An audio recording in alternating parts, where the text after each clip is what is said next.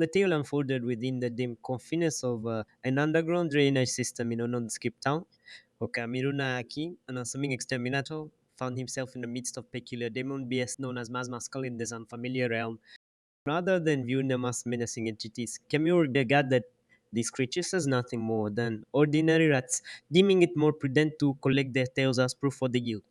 With swift decision, he had severed the tails and stashed the remaining carcasses into a sack. The conundrum arose when he contemplated the disposal of these remains. Incineration was ruled out due to his inexplicable lack of aptitude for fire magic. Gazing towards the foreboding forest ahead, shrouded in darkness and notorious for claiming the lives of novice adventurers, Camille recalled tales of goblins and slimes lurking within. Hoping to take the risk, he cast the bag into the depths of the forest, anticipating that the local monsters would dispose of the remnants. Unperturbed by the subsequent cacophony of beastly screams, Kemiru briefly reflected on the twists of fate that led him to this peculiar world, a world reminiscent of an RPG. In his former life, he perished unaware in this realm, struggling initially to comprehend the inexplicable parallels to a game. Embracing his newfound reality, Camilo found solace in the familiar role of an exterminator, a profession he had honed in his previous existence. Despite joining the Adventurers Guild, he swiftly recognized his unsuitability for conventional weapons and magic, settling into his role as a bag exterminator. Contemplating whether the gods had erred in not bestowing him with abilities akin to those of traditional heroes. Camilo resigned himself to a life spent combating insects and other nuisances, yet amidst the monotony, he discovered a lively community of diverse individuals, each with their own tales and adventures waiting to unfold.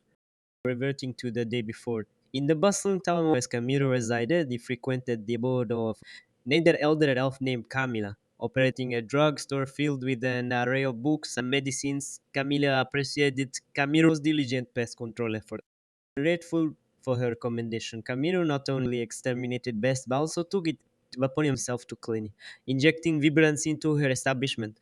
Camila, pleased with his work, compensated him with 50 notes. As he departed, Camilo contemplated the opportunities that awaited him as an exterminator in this mysterious world. Disheartened by the lack of alternative opportunities, Camille reluctantly returned to his familiar routine of extermination. Yearning for a chance to acquire basic materials, he moved over the notes he had earned, the currency of this enigmatic world. Focused on securing a place to stay for the night, he navigated towards the Adventurers Guild and its adjacent lodging house, a grand establishment dwarfing any guild depicted in manga. The guild buzzed with activity, housing various facilities, catering to the diverse needs of adventurers.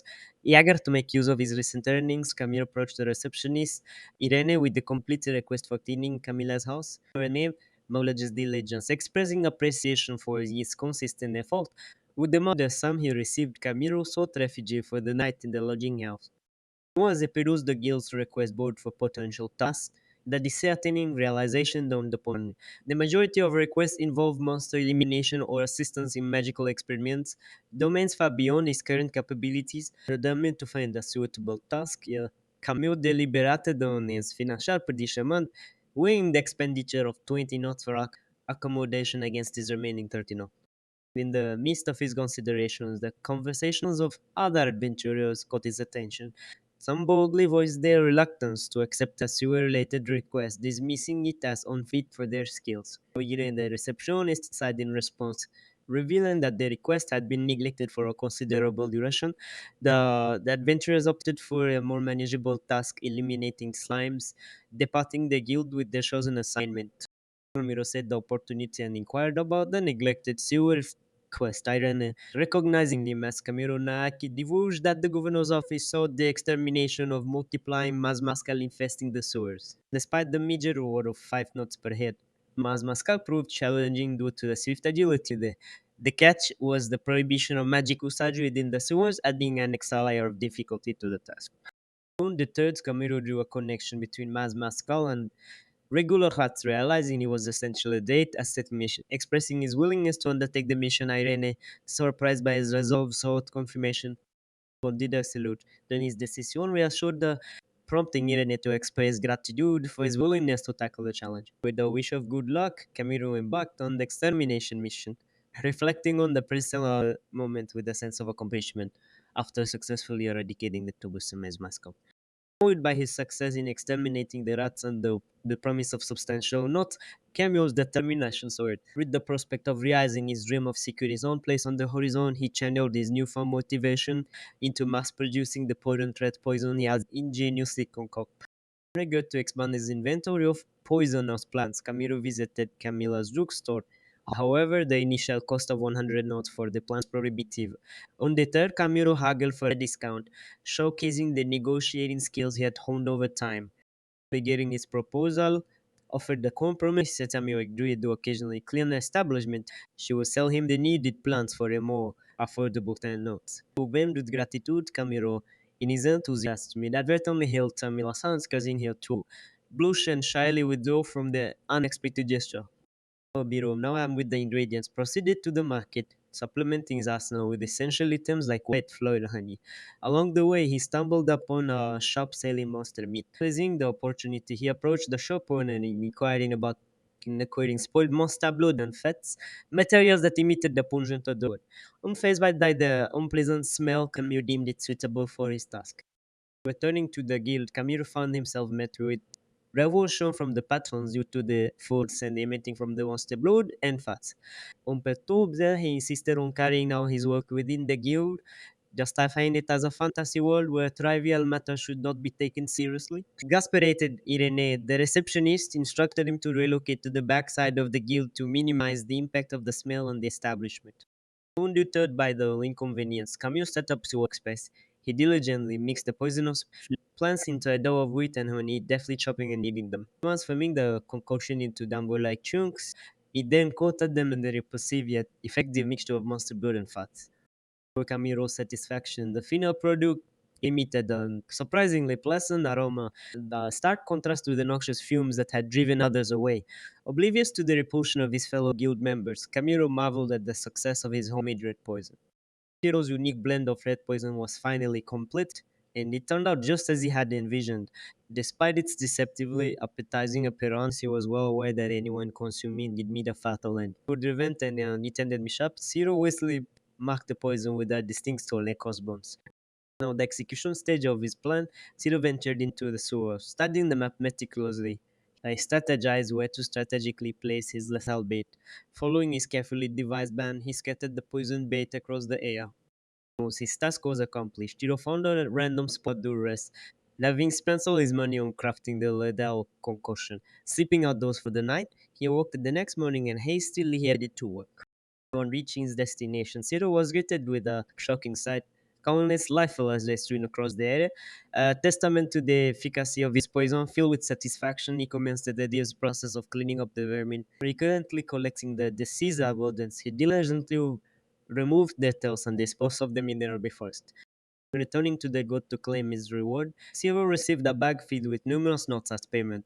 Irene, pleased with the rapid completion of the task, commended his efficiency. Despite Camilo's intentions to return to the sewers to continue the cleanup, Irene intervened. Was surprised by the unexpectedly high number of mass rats, she expressed concern about potential bankruptcy due to the increased expenses.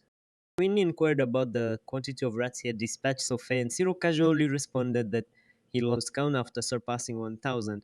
Irene, taken aback by the magnitude of the task and the corresponding payment, questioned the sustainability of such work. Camilo, considering it routine, was nonchalant about the whole affair. Once Irene contemplated the financial implications, Ciro decided to visit the guild office before resuming his sewer cleaning duties. Suddenly, a loud crash echoed through the guild as Ciro forcefully broke down the entrance. The attention of everyone present was drawn to the unexpected intrusion. Irene, sensing something amiss, requested Ciro's adventure though not particularly attentive to it. He handed the card over. Irene's shock was palpable upon inspecting the card, and she began to suspect that something extraordinary was unfolding. Reality unfolded before her eyes, and Irene explained to Camille the phenomenon of people inadvertently breaking things when leveling up due to being unaware of their newfound strength. So, further, she couldn't dismiss the fact that Camille's rapid growth from level 2 to level 38 and level 38 in just a few days was unprecedented. Camilo suggested that the monsters in the forest, who having consumed the poison Mesmaskel might be responsible for his accelerated leveling. Yet the inexplicable speed of his growth left Irene bewildered. Waziro was somewhat taken aback by Irene's excitement. She cautioned him to keep his leveling method a secret. The revelation of such unique and swift progression could spark chaos among people. When Camilo inquired about the significance of level 38, Irene clarified that the main concern was not the level itself, but the fact that levels were typically attained through daily training of body and mind. In contrast, Camilo's progression resembled a cheat. Linem shared the legendary tale of a hero who defeated the demon king at level 55, emphasizing that Zero's current level approached that remarkable achievement in a remarkably short time. Zero, seemingly indifferent, considered the leveling system akin to an RPG. Undeterred, Camille declared his intention to continue his work at his own pace. Even intrigued by his unconventional personality, kept a watchful eye on him. Later, Camille visited Camilla's place and encountered a young, beautiful elf. He was startled by the unexpected visitor. She maintained her young form. Unbeknownst to Zero, a new chapter awaited him the next day during another extermination. As night fell, Camilo documented his experiences in his journal. I noted that exterminating Masmasco provided him with enough earnings to sustain himself for a while. Seeking temporary accommodation, he asked Camila if he could rent the second floor of her shop. Having grasped the leveling system and acquired skills, he clicked down on his journey. So the following day brought an unforeseen encounter. As Camille wrote in his journal, he encountered a girl named Sue entered his room. Puzzled, he couldn't fathom why she suddenly began stripping down to her underwear. Before feeling nervous, Camilo attempted to maintain boundaries, but Sue, with intriguing intentions in her mind, persisted in a desire to spend an hour with him. Unaware of the complexities ahead, Tiro, determined to continue his life as an exterminator and cleaner, was about to face a new set of challenges. So Camilo found himself in a surreal situation. His heart and body seemingly claimed the person he had saved. The overwhelming allure of her heavenly proportions was challenging his self-control and added the complexity as nonchalantly suggested he use her as he pleased. Nervously, Camilo questioned the sincerity behind her words, prompting us to prove her intent to actions rather than words. Once Camilo grappled with this unexpected proposition, he couldn't shake the feeling that there were hidden facets of the world he had yet to discover. The uncertainty lingered, fueled by the suspicion that might be acting out of a sense of obligation or servitude. However, when he looked into her eyes, he saw a lack of hesitation or reluctance, leaving him perplexed about her motivations. To understand how Camilo found himself entangled in this unusual predicament when Mastro into the beginning of the day, Nobiru embarked on a task that involved with confronting spirits and ghosts, a challenge he hadn't anticipated or coming until he successfully employed a high quality recovery potion. Grateful for his assistance, the member of the guild thanked him profusely. Those had been causing trouble, and Camilo's unexpected ability to handle them impressed her, though she was equally surprised by the costliness of the potions. Mondiro, however, revealed that he had crafted the potent potion himself, honing his pharmaceutical and compounding skills. Additionally, he had acquired a detection skill that unveiled a map indicating the positions and threat levels of living entities in his vicinity. This newfound knowledge and skills stemmed from a deeper comprehension of the world's mechanics, boosted by skill points and through leveling up. Camilo had embraced this world, delving into various disciplines like fire magic, mathematics, and language. Amidst the challenges and newfound abilities, Camilo discovered a sense of frugality within himself. The realization dawned as he laughed at his ability to communicate effortlessly, attributing it to his language skill. With his life on a more stable path, Camilo appreciated living. Both Camilo and really don't have updates for anything concerning the shared living space. So the following day brought an unexpected visitor, Ire from the guild with an urgent favor. Camilo, puzzled by the sudden quest, excused himself to the bathroom. Upon returning, Irene explained the task, exterminating a swarm of Vesa hornets in a abandoned house. Cordino recalled these formidable adversaries and realized that this unique request was tailor-made for his abilities. The adventurer continued as Camilo prepared to face the challenges laid out before him by Ere and the guild. As Gamiro delved into the monster encyclopedia borrowed from Camila, Irene confirmed the accuracy of the information. Camila taking pride not only in the fact that they were living together but also in the knowledge. Mamiro again showcased her ability to seamlessly switch between her Kuchia Yongo form and her Lady Persona. Camila explained that her transformation was deliberate, as she believed an elderly appearance was more effective for selling medicine during working hours. Almost by Camila's unconventional business strategy, Camille couldn't contain his laughter. With the levity aside, Irene presented the urgent request to Camille, seeking his assistance in exterminating a swarm of Elsa hornets. Camille, curious as to why he was chosen for such a task, expressed concern for his own safety, emphasizing the value placed on his life. Corduna clarified that Vesa Hornets were typically handled by B-rank parties or higher. But with only 7 adventurers available in town, the guild turned to Camilo due to his high level despite being a J-rank adventurer. While initially considering the quest done first to fair, Camilo succumbed to Irene's papiad expression and agreed, under the condition that she convey to her superiors the unfairness of sending her to convince him. Acknowledging the danger of dealing with poisonous laser hornets, Camilo requested an aesthetic from Camilo that would be effective against the creatures. Irene, grateful for his acceptance of the task, promised to fulfill any favor he sought in return, blushing slightly at the prospect. Once Camilo inquired about the location of the infested was, Irene disclosed that it was in a forest on the outskirts of town, a detail that caught Camilo's attention. Utilizing his detection skill at its maximum level, Camilo effortlessly mapped out the town, pinpointing locations, people, and even the threat levels of living beings. Irene, astounded by his abilities, watched as Camilo identified not only the hornets but also 3 green dots representing people in the vicinity. So the revelation left Irene, Camille in shock.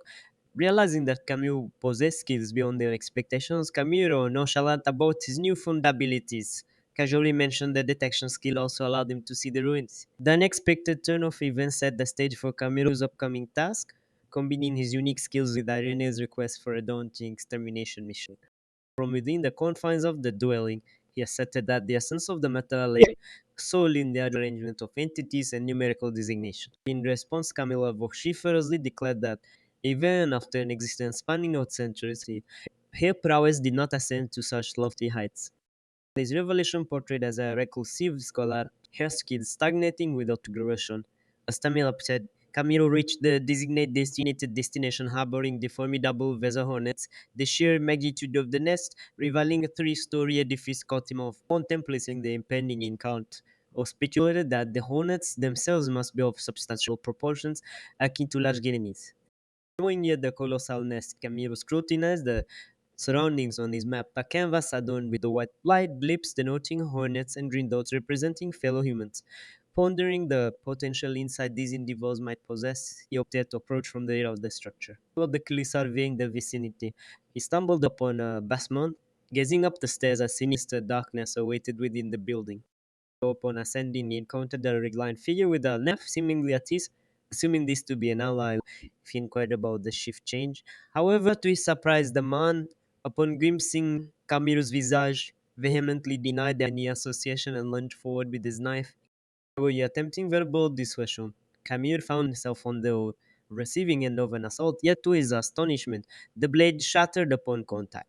The assailant, dripped by bewilderment, hastily retreated, claiming insufficient remuneration for confronting such formidable strength. Del Camilo cautioned against excessive noise. Witnessed the dire consequence of the man's imprudence. Bessarnets materialized, impaling him with thorns, causing his dismemberment. Observing a disappearing green dot on his detection map, Camille acknowledged the inevitable outcome. Vesta hornets, fiercely territorial and carnivorous, were unrelenting in their defense, condition his fire skill to illuminate the room. Gamero discovered an elderly beastman and a young girl within the prison. Contemplating the prospect of liberating them, he set about unlocking the prison door's hinge, intertwining fate with those ensnared in the darkness. In the somber confidence of the prison, the downtrodden captives remained seated too. Had bowed in resignation, Kemir observed their reluctance to seize the opportunity presented by the Ajado. The elderly beastman Bolas expressed a belief in their abandonment, while the younger sadly recounted their lack of familial ties, having been discarded and left to their fate. Miro recalling tales of slave traders and the existence of diverse races from his encounters with Irene, listened intently.